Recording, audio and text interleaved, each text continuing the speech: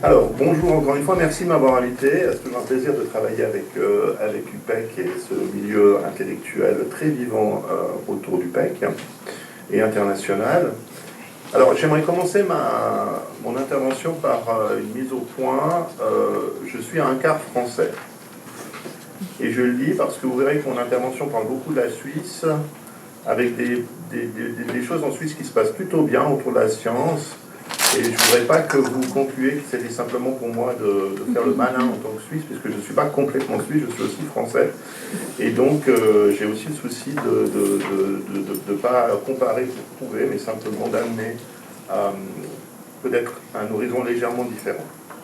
Alors, j'avoue aussi que lorsque Philippe Foutet m'a proposé d'intervenir, j'ai hésité, parce que je ne me reconnaissais pas forcément dans le titre de cette défiance envers les sciences. Ce n'est pas forcément quelque chose que j'avais ressenti en Suisse.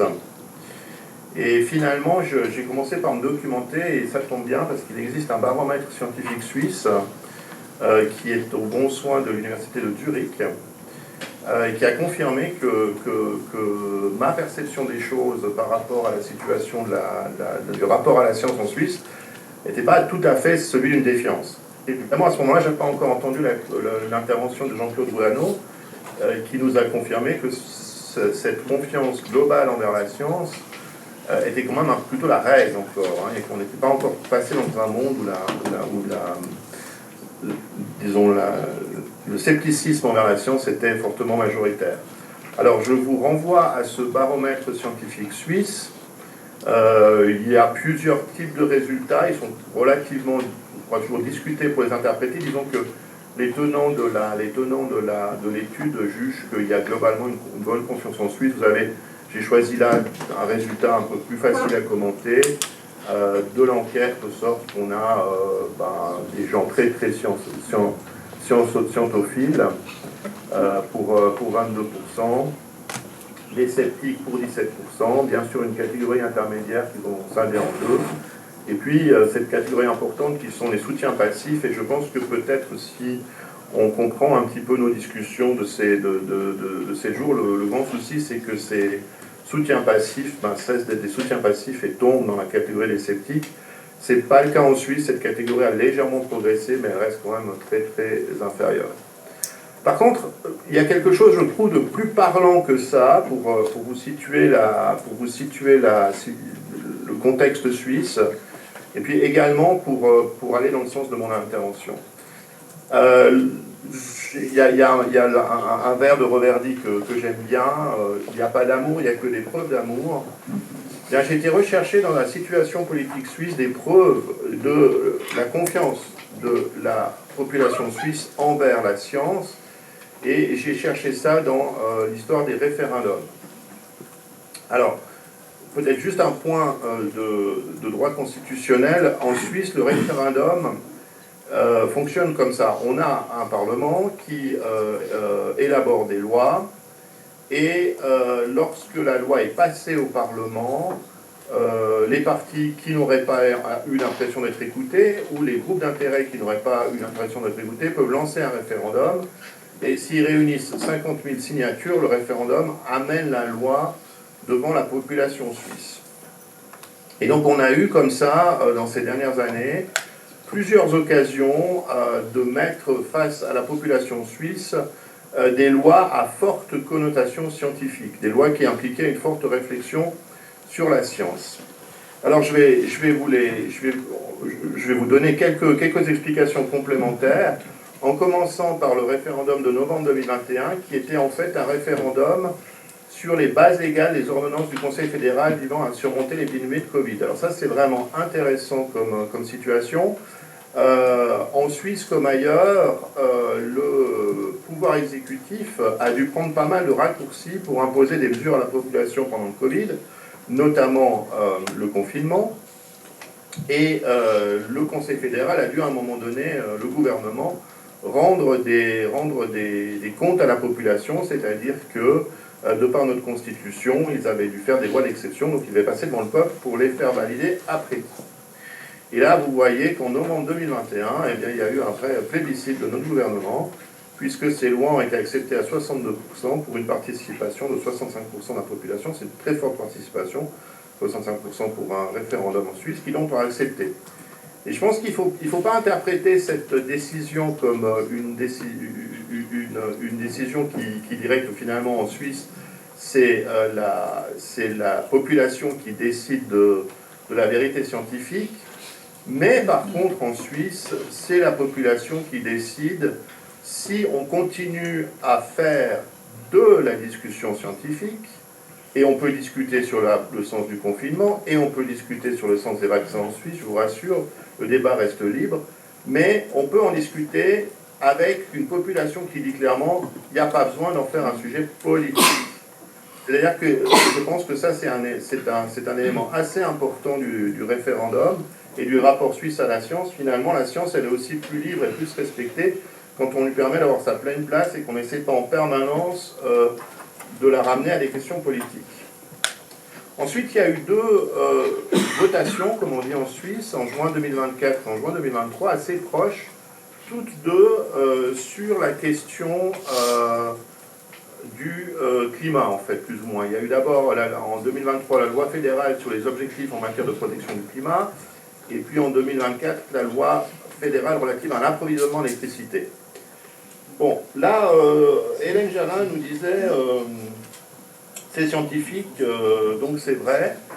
On sait que quand on parle de développement durable, c'est pas si simple. On sait que quand on parle de développement durable, même les idées, même les choses les plus évidentes ou les plus documentées scientifiquement, disons, ne parviennent pas à faire véritablement évoluer les comportements.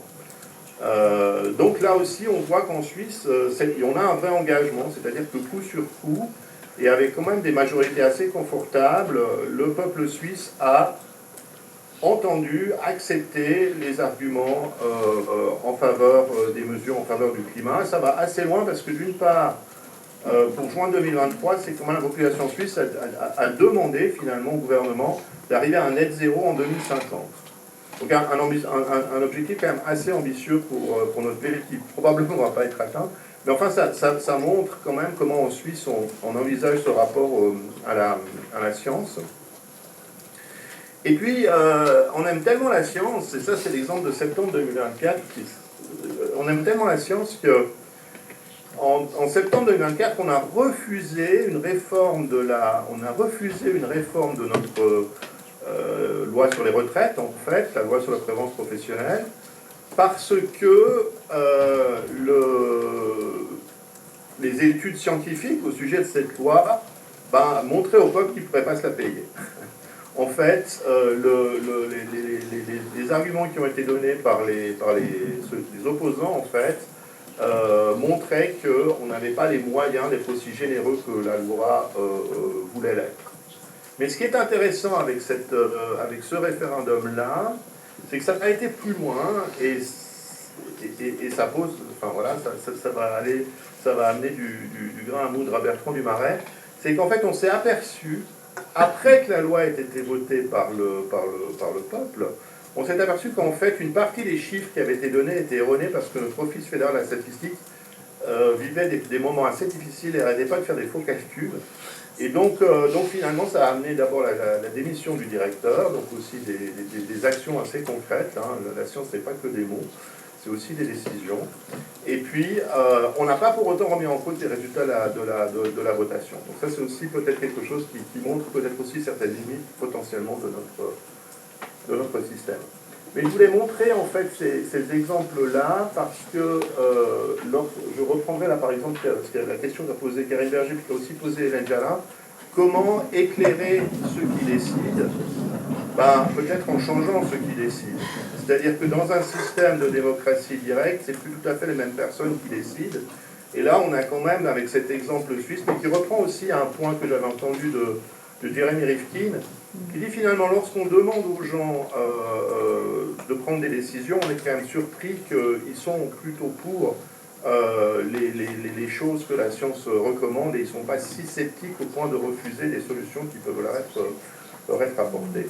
Donc je pense que là aussi, c'est ce qui a, me semble, enfin, une façon de déconstruire quand même une bonne partie des inquiétudes qui ont été exprimées par les intervenants.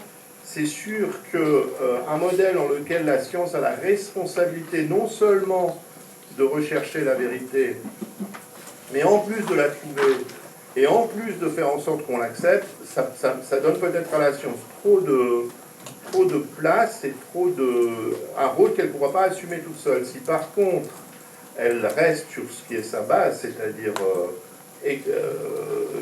rechercher la vérité, et qu'ensuite les décisions sont prises de façon plus ouverte, on peut avoir des surprises assez positives en fin de compte. Et là aussi, lorsque, par exemple, j'ai entendu chez pas mal d'intervenants ce rêve de l'Internet où finalement le savoir serait partagé de façon idéale, il n'y a pas que le savoir qu'il faut partager, il y a aussi la décision qui doit être partagée. Et je pense que on a là un exemple d'un pays comme la Suisse qui partage ses décisions de façon assez généreuse avec le peuple, et puis où la science finalement s'en trouve plutôt confortée et la relation de confiance plutôt renforcée que l'inverse. Alors ça m'amène en fait à la réflexion qui font la proposition et qui font l'expérience dont je veux vous parler. C'est, et là j'ai bien entendu et j'ai bien aimé l'expression de Martin Schnell sur la troisième mission. C'est-à-dire qu'en fait, quand on y réfléchit bien, dans l'institution universitaire aujourd'hui, la science a pris un fort rôle de compétition. Elle sert à évaluer les chercheurs, elle sert à évaluer les institutions, elle sert aux accréditations, elle sert à beaucoup de choses en fait qui vont dans le sens d'une compétition. On évoque aussi les silos. Je pense que les silos, c'est pas juste un état de fait, ça reflète aussi une forme de compétition. Hein. Il faut bien voir les choses. Et je pense que chaque fois qu'on pourra remplacer la notion de compétition par la notion de collaboration, on pourra probablement restaurer une partie de confiance dans la science. Collaboration, je n'entends pas uniquement au sens de l'interdisciplinarité intellectuelle, mais vraiment au sens où le travail recherche des résultats concrets. Et je pense que dès lors qu'on cherche des résultats concrets, le dialogue s'élabore de façon extrêmement différente que lorsqu'il est uniquement au niveau de l'argumentation intellectuelle. Alors c'est ce qu'on a voulu en fait tester en rassemblant d'abord deux institutions, donc la Business School Lausanne, mais aussi l'École Polytechnique Fédérale de Lausanne. Les photos que vous voyez ont été prises dans l'auditorium CO2. C'est vraiment le nom de l'auditorium. Et c'était effectivement une question sur le climat qui était traitée. En fait, ce qu'on a voulu faire avec ça, c'était pallier une difficulté qu'on avait vécue de façon un petit peu inquiétante. En 2020, on avait voulu mettre ensemble les chercheurs d'un laboratoire de l'EPFL sur la question des énergies et de l'évolution du climat, avec des chercheurs de l'école doctorale de BSF qui, eux, étaient plutôt dans le domaine de la transformation en vue du développement durable. Donc on pensait qu'on allait obtenir de cette rencontre des résultats vraiment intéressants. Et en fait, ça ne s'est pas du tout bien passé, parce qu'en fait, on s'est rendu compte qu'il n'y avait pas du tout d'engagement dans le dialogue. Chacun des intervenants, justement, en fait, avait cette habitude de faire en sorte que ces résultats scientifiques servent à faire valoir son point de vue, et puis était surtout soucieux au niveau des questions d'établir qu'il avait raison, et se souciait pas tellement des applications. Et il se trouve que ça nous a suffisamment interpellé pour dire qu'il faut faire les choses différemment. Donc en fait, on a inventé cette forme d'assemblée citoyenne académique qui consiste en fait à rassembler des chercheurs, des gens qui travaillent sur des sujets autour d'une problématique, et de les faire travailler au cours d'une journée ou d'une demi-journée à rechercher des solutions ensemble. Donc, si vous voulez, le critère d'évaluation du succès de la journée n'est pas de savoir qui a eu raison ou qui a eu tort, n'est pas de savoir qu'est-ce qui est le plus vrai ou le moins vrai, ne pas de savoir qu'est-ce qui reste comme objection, mais de savoir qu'est-ce qu'ensemble on peut réaliser et qu'est-ce qu'ensemble on va accepter comme solution à un problème. Donc ça, c'est cette notion de Academic Citizen Assembly. Il y a un site web qui est là, je vais l'ouvrir, mais je pense que je vais devoir vous le partager spécifiquement pour que vous le voyez. Et ce site web, donc, qui est donc sous cette adresse academiccitizenassembly.ch, vous donnera en fait toutes les éditions, le concept. On peut regarder un petit peu les sujets qui ont été traités dernièrement. Voilà, ça c'est des sujets en fait qui recoupent en fait ce qu'on a discuté aujourd'hui. Simplement, au lieu de les traiter d'une façon en citant d'autres études, qui citent d'autres études, qui citent d'autres études, on met ensemble des gens qui ont lu ces études et on leur dit, bah, maintenant vous avez lu tout ça, qu'est-ce que vous proposez? Donc ça amène totalement une dynamique différente à la discussion, et surtout l'idée c'est que c'est cette façon de faire, on peut engager aussi parfois des communautés un peu différentes. Par exemple ici à Zurich c'était plutôt non, c'était pas ça, c'était plutôt si vous voulez, pas uniquement des universitaires, c'est aussi des gens qui allaient devoir apporter ces solutions dans la société. Donc voilà, donc il y a eu une série, il y a eu pas mal de sujets biodiversité, des sujets aussi médicaux qui, je pense, auraient intéressé le...